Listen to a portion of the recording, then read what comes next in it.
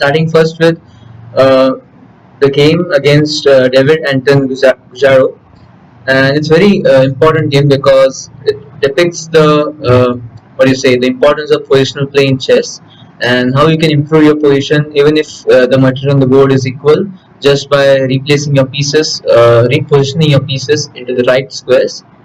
So let's start with it. You have e4 on the board. Magnus is white and David is black.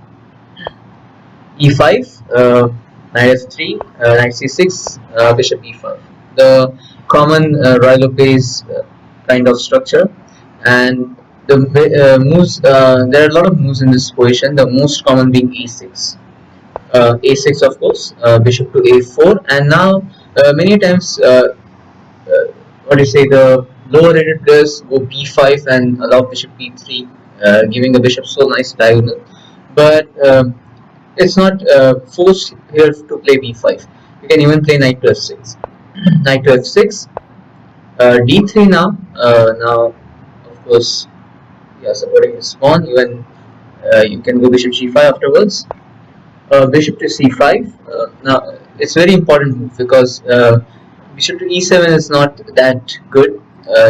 There's a line bishop to e7, but bishop to c5 is a main line. Bishop captures on c6, and this is where I find Magnus play very interestingly, because it's very important to keep the bishop there in the game.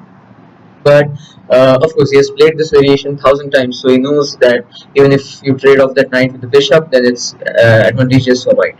If you start the engine, then the engine shows it's minus 0.1, rather it's neutral position. But yeah, of course, d captures on c6 is what follows, and now knight to c3, and this is very a good developing move. You can even go bishop to e3, which of course Magnus went afterwards, but knight to c3 is anytime a good move. Queen to e7 now, supporting this pawn. In this position, you could have taken knight captures on e5, but it actually allows a very difficult line. Knight captures on e5 with queen to d4, and now the position is totally dangerous, because after knight captures on e5, queen to d4, you have queen captures on f2, checkmate threat, and okay, you can go after bishop e3, you can go queen captures on e5, and that's how you win a piece. So that is why knight captures on e5 was not the right move. Knight to c3, queen to e7, and now h3. This is a very nice move in each and every opening. Of course, the main idea is to stop bishop to g4, and even now develop bishop to e3 and castle short. But this move is kind of weakening the structure in front of the king, because anytime you castle short, you can invite threats like bishop captures on h3. Okay. Knight back to d7 now, allowing to support this pawn with the knight, freeing up the queen, and also preparing short castles followed by f5. Bishop to e3. You have bishop captures on e3. Here bishop to d6 doesn't do anything. I mean, if you want to keep the bishop there with you, bishop to d6, okay, it's a good move, but the bishop on d6 does nothing more than a pawn. So bishop to b6 was a good move. Of course, if you trade, then c captures on b6 is a very good position for black. But of course, you would always like to keep the pawns in the center. So this c pawn is defending this d6 square, c6 pawn is defending d5 square. So these two pawns are involved in the center control. So that's why bishop to e3, and now bishop captures on e3. But of course, this move improves the center control for white, because f captures on e3. Now white has a very good center. You can go d4 sometime in the future.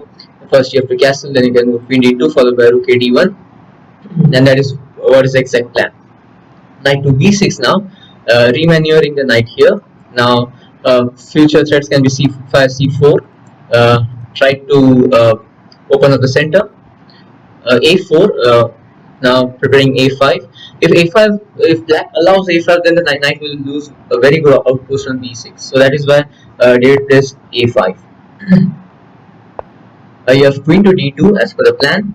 Bishop to d7, developing the bishop, and now b3. Of course, now you don't need to keep this rook here on a1 just to defend this e4 pawn. So b3 is always good move. Also now c5 is useless, because c4 is never going to come, and this bishop also cannot attack a4 pawn because of the b3 support.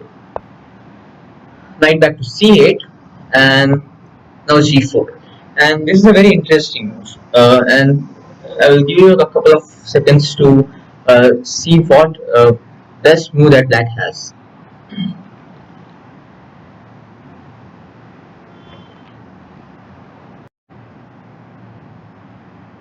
Okay, so the most what do you say, the good move for black is knight to d6. The reason is it opens the way for the castle. So, but what David played in the game is a very interesting move. He plays h5, and now h5 has its own advantages. It immediately puts a pressure on this g4 pawn that okay, you can capture, but you open a way for that rook, and it also clears black's intentions. Now he is not going to castle this side. Even if he castles, then it will be probably in the end game to just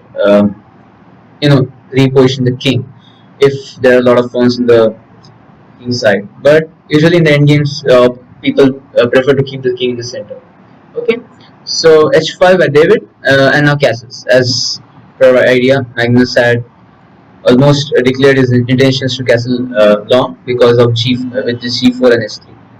So long castles, and now queen to a3 is a very tempting move. I mean, king to b1 is a solution, but queen to h actually does nothing because after king to b1 there is no future attack. You can go b5, but white will not react. He will allow some captures and just solidify the position.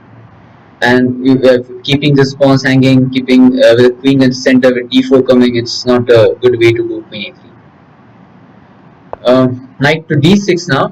Of course, now this knight is centralized. Knight back to e2. Now Carlsen finds a very different knight run. He wants to go knight to e2 to knight to g3 to knight to f5. b6 now by David. Now in future he may prepare c5. Queen to c3, now attacking this e5 pawn twice, and now f6. Now this is a very good move. I mean, it supposes pawn and it also clears black's intentions to castle long, because after f6 and h5, no player will castle short in this position. Knight to g3, knight to f5 is the idea. You have h captures, and now it feels that this pawn is hanging, but this queen to c3 is a multi-purpose move. It not only laid an attack on this e5 pawn, but it also keeps the control on c6 pawn. So, of course, the rook is attacked now, so rook captures on h1 can be done, or else you can just castle, which David does. Castles, and now knight to f5. Finally, yeah, getting this knight attacking the queen, and now bishop captures or knight captures is more or less forced, because if you move the queen, it's okay, but you can't allow this knight to be here for a long time because it controls really a very important squares in black's territory. Bishop captures, and now g captures. And if you see Carlsen's idea, Carlsen's pawn structure is marvelous, because he has not only exchanged pieces, but he has also secured his endgame. Because now this pawn, if you remove all the pieces, at some moment black has to choose this pawn, but he can't do that because of the f5 pawn. King to b7, king to b2. Yeah, these moves are usually important in the end games, because as I told you, if all the pieces are exchanged, then the position of the king really matters.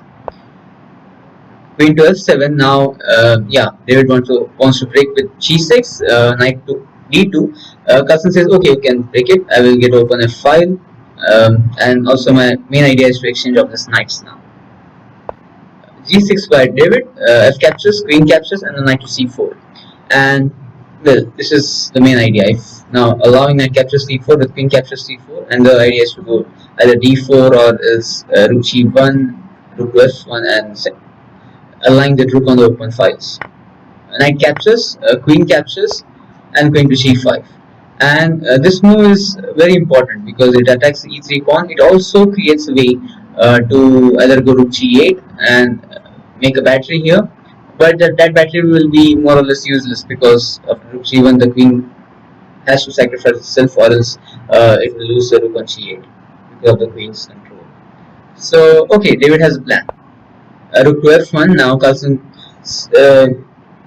shows his endgame dominance, because this move is very rare. I mean, at grandmaster level this move is best, but if you see common games, people tend to support this pawn, but Carlsen says no, I don't want that double pawn. I will sacrifice the backward pawn in order to get your base of the pawn chain. Because if f6 falls, then e5 is surely going to fall in future.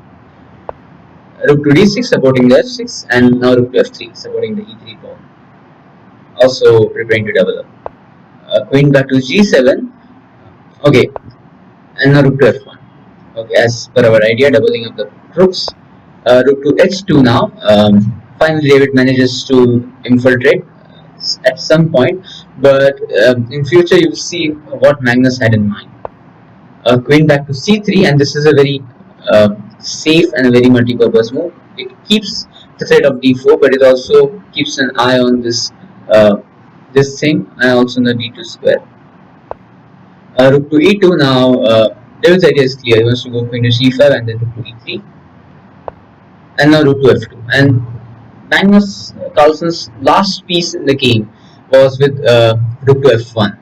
After that, now if you see, David's most active piece in the game is rook on e2, and Magnus is trying to exchange it with the most passive piece, and this is what Magnus does.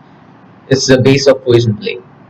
Rook captures, and a queen to c3. Okay, it feels that okay, it's attack, but now you will get the importance of this queen to c3. You have queen to d2, supporting both of them at a time. And now, if you see Black's position, it's not hopeless, but it's not clear. I mean, you can go back and forth with the queen, but you can never push f5 unless you go rook back to f8, rook back to f8, rook back to d8 and f8. But White is not going to keep quiet till then. He will push c3, he will push d4, he will push d5. White has an intention, White has a plan, and that is what is most important in any game you play. You must have a plan in any position, even if it's a losing position. You must have a plan. Okay, that's important. So, yeah, queen to d2, queen back to g5, rook to g2. Now see Carlsen's plan. He's going to drive away his queen from here. Queen back to h6, and now rook to h2. He's harassing the queen. He's telling, okay, you can go queen back to g5, and then I will just go rook to h8. Queen back to g5, and now queen to f2. Okay, this is a good move. Keeping an eye on e3 pawn, but now also keeping the eye on f6 pawn and this f5 square. Queen back to g6, and now rook to h8, and finally Carlsen infiltrates. Now this entire file is his, and if David is not alert, then he can go queen h4 followed by queen h3 and queen c8. He has a clear path. Queen to g5 and now queen to f3. He's going to go queen to h3 and queen to c8. Queen back to g7. Now David has a plan. If you go queen h3, you have queen d7 to block it. Queen h3 and now rook d7. Okay, he blocks with the rook. Rook to e8 now, and this move is really important. Carlsen realizes the key square in the position, because rook to e6 is very important move. Even queen to e6, getting any piece on e6 is really important, because this king is stuck supporting the c6 pawn, and this f6 pawn is really too weak. You can see in White's position there is no pawn which is too weak except this e3 pawn, which Carlsen is not cared of, because if you lose the e3 pawn, it doesn't matter. It's just a double pawn. It's doing nothing but to guard the d4 square. Queen to h7, offering a trade of queens, and now you will see the most accurate example of Magnus Carlsen's presence of mind in positional play, because queen could be traded even in this position with queen captures on h7 and rook captures on h7, but that would give David a very active rook rather than this rook on d7. So Carlsen plays queen to f5. Now he says, okay, if you want to trade queens, I will trade this way, but I will improve my pawn structure, preparing e4 afterwards, and I will fix this pawn on f6 so that you can move it in the game. Queen captures, e captures, and now b5, and this is just, I mean, okay, David has no option. He has to go king b6, king c5. Carlsen plays king c3, and b4 is not good. King c4, and Carlsen is very active king. King d6 as per the plan. Rook to f8 now. Carlsen finds. I think rook to e6 was more better if you see the engine. No, that is what Carlsen's accuracy. I thought rook to e6 was more better, but no. Engine says rook to b8 check is first option, and then go rook f8. Okay, yeah. So rook to b8. Sorry.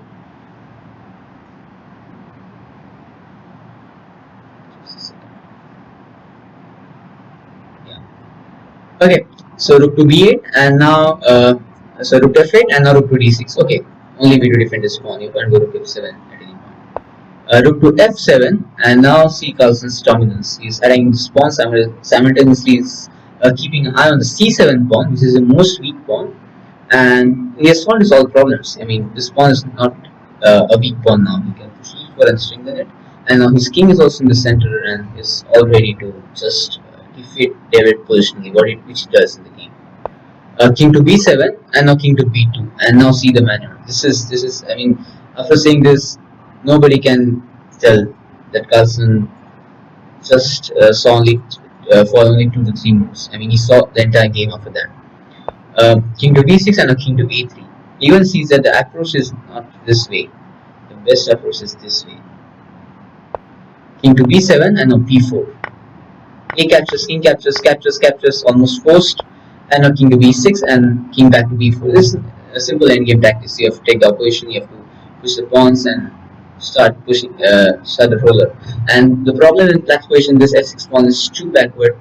The reason is Carlsen can even offer the d3 pawn for this f6 pawn, because once he gets this f6 pawn, this road is clear for f6 and f7. Okay. King to b7 and now king to c4.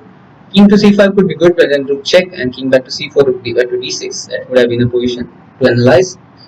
King to c4, king back to b6, and now c3. You can see Carlsen's king is the reason of keeping active king. It supports all the pawns. This one doesn't need a support, but is now preparing d4.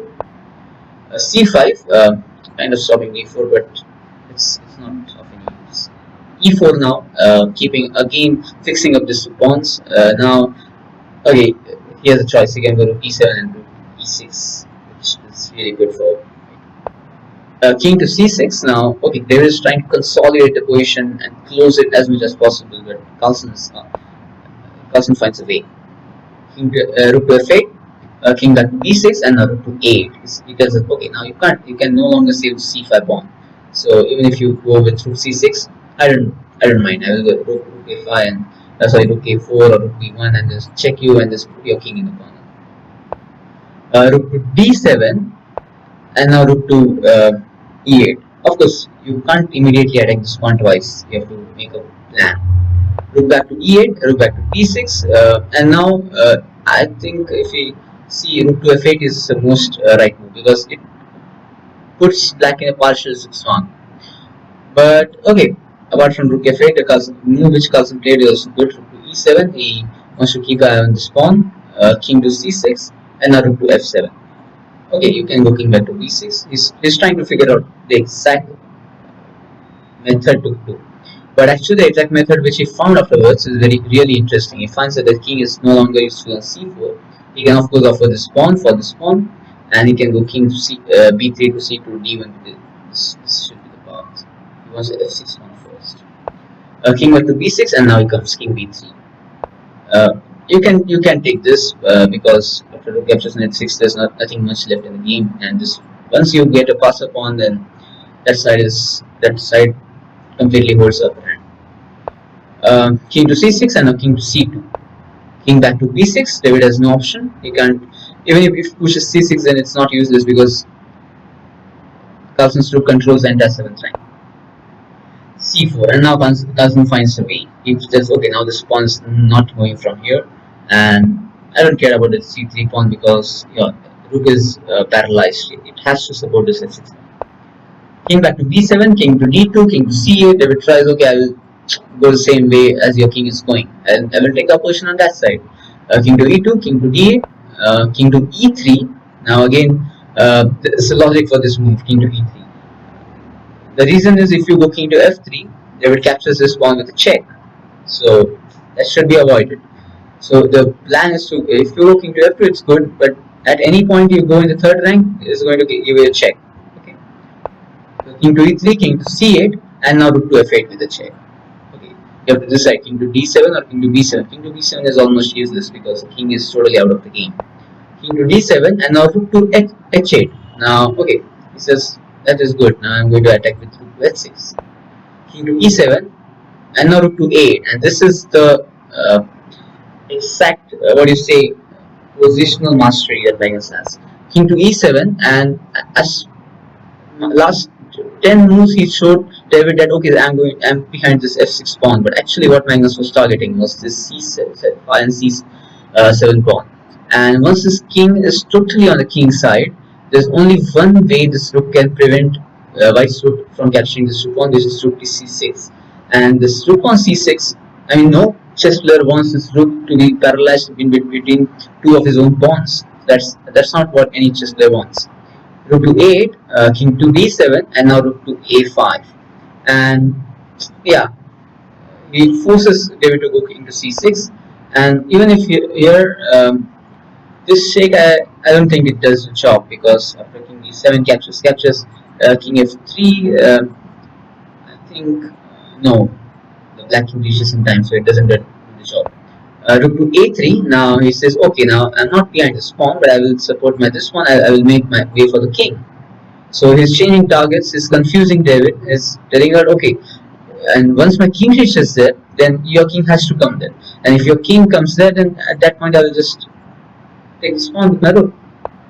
King to d7, king to f3, king to b7, king to c4. This is what we expected. King to f7, king to h5, and a rook to d8. Finally, David loses cool. He says, okay, that's all.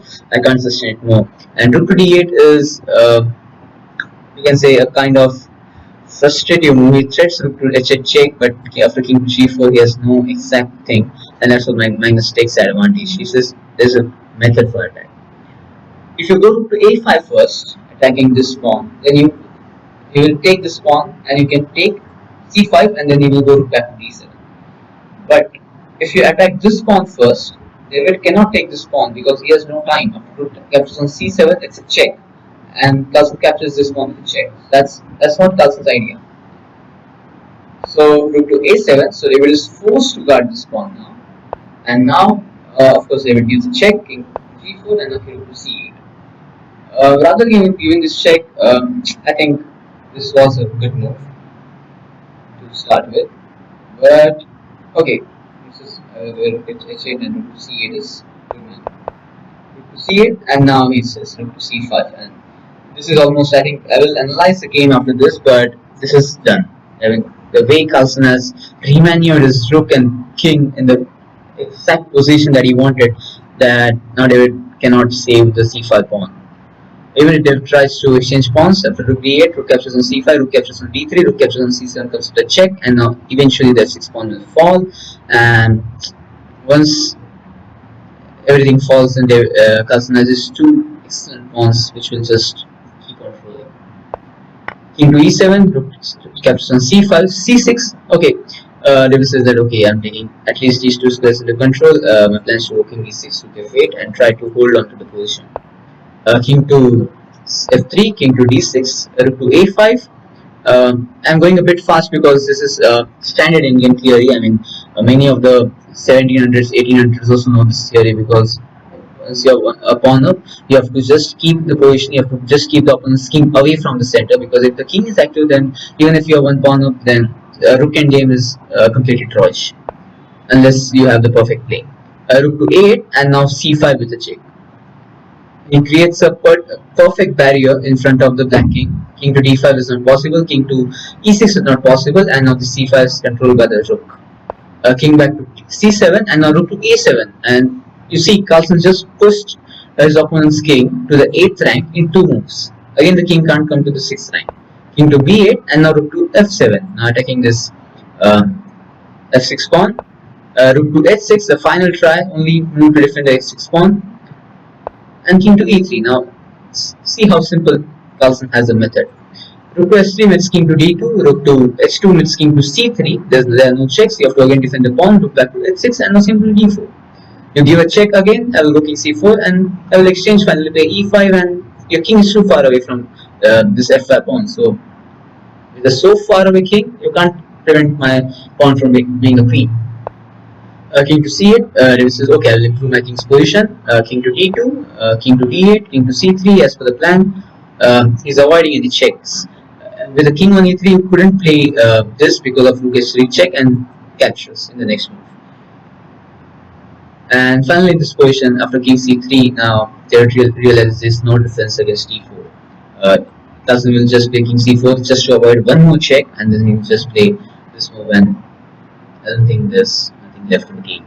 So David Anton resigns this game at this point, and this was a game one of Magnus MC Invitationals as regards Magnus Carlsen, and this game is, I think, the best example for positional play and positional domination that Carlsen shows, with having the equal amount of material with his opponent, but he just remaneuves his pieces in such a way that the position turns out to be winning for him. So that was it.